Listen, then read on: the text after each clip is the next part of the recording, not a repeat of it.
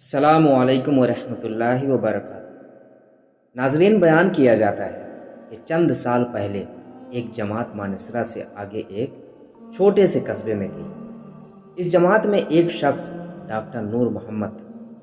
ان کا بیان ہے کہ مسجد سے باہر ادھر ادھر کافی لوگ فارغ بیٹھے تھے۔ ہم لوگ ان کے پاس گئے اور مسجد میں آنے کی دعوت دی تاکہ وہ تعلیم میں شریک ہو سکے۔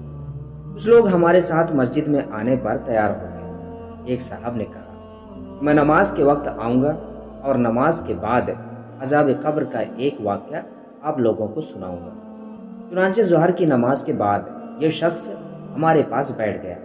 اپنا تعارف کروایا کہ وہ ریٹائرڈ فوجی نوجوان تھا۔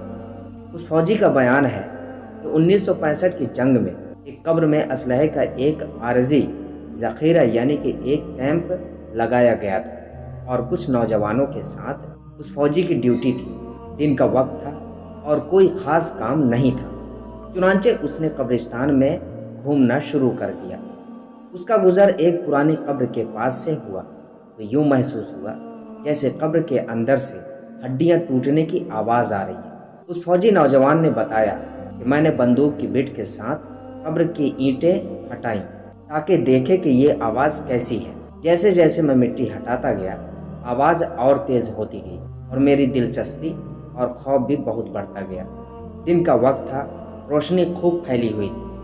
کیا دیکھتا ہوں کہ قبر کے اندر انسانی ہڈیوں کا ڈھانچہ پڑا ہوا ہے اور اس پر چوہے کی شکل کا ایک جانور بیٹھا ہوا ہے، اور جب وہ منہ اس ڈھانچے کے اوپر مارتا ہے تو سارا ڈھانچہ اکڑ جاتا ہے اور ہڈیوں کے ٹوٹنے اور چٹکنے کی آواز آتی ہے۔ میرے سامنے اس جانور نے 3 مرتبہ اپنا منہ ہڈی پر مارا۔ مجھے بہت ترس آیا کہ یہ جانور اس کو بہت تکلیف پہنچا رہا ہے۔ چنانچہ رائفل سے جب میں نے اس جانور کو مارنے کا ارادہ کیا تو وہ مٹی میں چھپ گیا۔ تھوڑی دیر کے بعد وہ جانور قبر سے نکل کر میری طرف لپکا اور میرے اوپر ایسی دہشت سے سوار ہوا کہ میں اسے مارنا بھول کر اپنی جان بچانے کی خاطر بھاگ کھڑا ہوا۔ کافی دور جانے کے بعد میں نے مڑ کر دیکھا، وہ جانور میرے پیچھے تیزی سے بھاگا آ رہا تھا۔ قریب ہی پانی کا ایک گڈھا تھا۔ اس جانور سے بچنے کے لیے میں اس چوہڑ یعنی کہ گڈھے میں داخل ہو گیا۔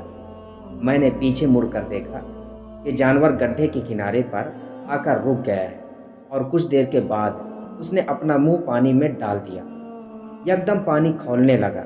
میں بھاگ کر گڈھے سے نکلا۔ میری ٹانگیں جل رہی تھی، بہت جلد سرخ ہو چکی اور آبلے پڑ چکے تھے۔ درد کی شدت سے میرا چلنا محال ہو گیا تھا۔ میں نے اپنے ساتھی کو آواز دی تو جب میں نے پیچھے مڑ کر دیکھا تو کچھ نہ تھا، بلکہ وہ جانور غائب ہو چکا تھا۔ چنانچہ مجھے ایبٹ آباد کے ہسپتال میں داخل کروا دیا گیا اور پھر وہاں سے راولپنڈی کے بڑے فوجی ہسپتال میں منتقل کر دیا گیا۔ میری ٹانگوں کا گوشت گلنا شروع ہو گیا تھا۔ ہر وقت بدبودار پیپ اور خون رستا رہتا تھا۔ کسی علاج سے افاقہ نہیں ہوا مگر مرض بڑھتا گیا۔ جیسے جیسے دوائی لگتی رہی ویسے ویسے جسم سے گوشت علیحدہ ہوتا گیا۔ اس وقت دونوں ٹانگوں کی صرف ہڈیاں بچ گئی ہیں۔ گوشت آہستہ آہستہ گل کر علیحدہ ہو چکا ہے اور ہر وقت مردے کی سی بدبو آتی رہتی ہے۔ پھر اس شخص نے ہمیں اپنی دونوں ٹانگیں دکھائی جن پر ہڈیاں بندھی ہوئی تھیں۔